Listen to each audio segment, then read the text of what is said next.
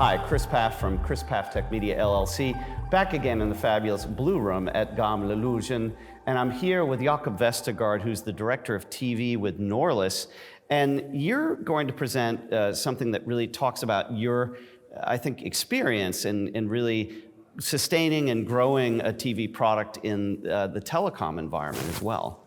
Yeah, exactly. Yeah, so we've actually been, the TV operators been predicting dead for, I don't know, at least 10 years. Every conference I go to, Right. I'm being told that we are out of business anytime soon.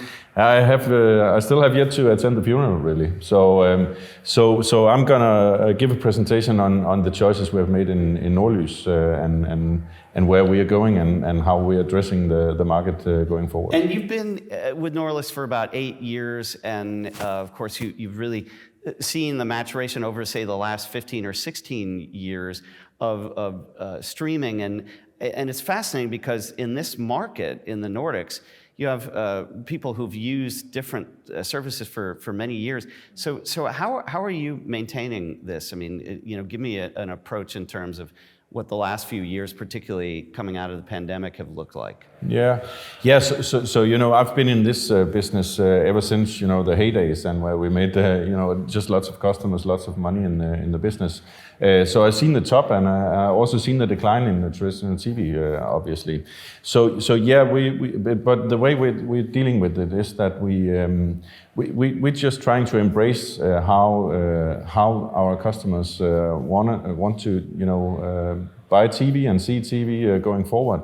Meaning it's not just regular flow TV. It is also to embrace the streaming services and package them into a very good flexible environment. Because cord cutting is on the lips of everybody who's in this business.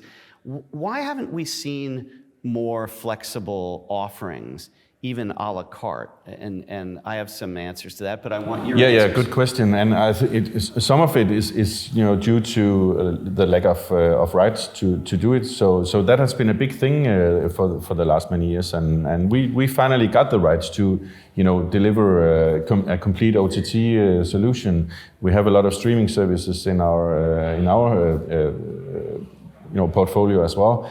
So I believe that if you can do the flexible OTT-based solution where you're combining regular flow TV, I mean live sports is still a thing, right? And news, of course.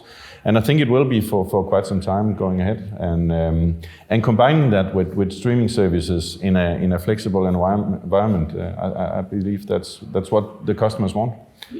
Yeah, and I mean, you're listening to your customers, but you're also looking ahead at the same time.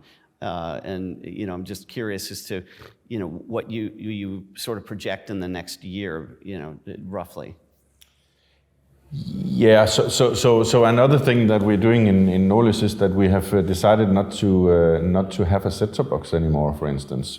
So that's another way of setting the customers free, if you want. Not trying to fence them in.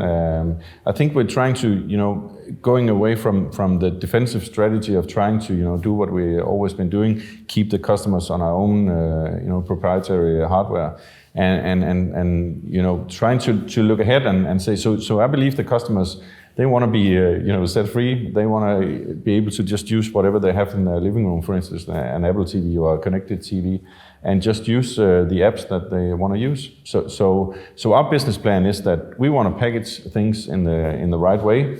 And the way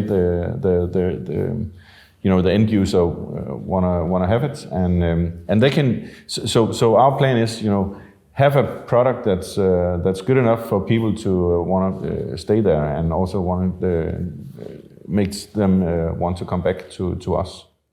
Which is, again, I mean, that's a level of flexibility in terms of the business design that we would like to see more globally.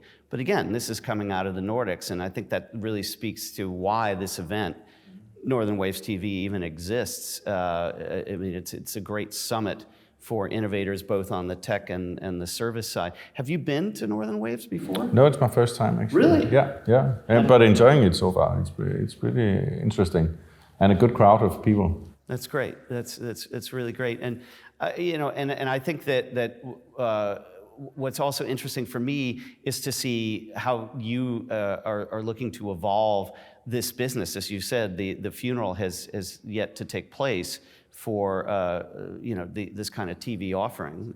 Yeah. Yeah, so that's also what my speak a bit later is going to be about, is that there's still a need for aggregation, I believe, and you can see that there's still a need for someone to help the customers navigate in all the mess of streaming services and TV channels and content. And I think you and I both have spent an evening trying to decide what to watch, really, right? And never actually gotten to watch anything because the choices are just too many. So I think there's still a need for an aggregator. We see that in several analysis, and yeah. Yeah, and well, I mean, as an aggregator, you're fulfilling a role based also on knowing your audience and having the right intelligence. Exactly. And I think the freedom to be free from proprietary hardware is a not so trivial issue, really. No, it's not. But you can also say that Denmark is quite a small country, and we have around 500,000 customers in our base, and the penetration of set-top boxes is not 100%. So the amount of customers, or at least the economy of doing a set-top box is maybe not for a company like us. Maybe that's for someone else.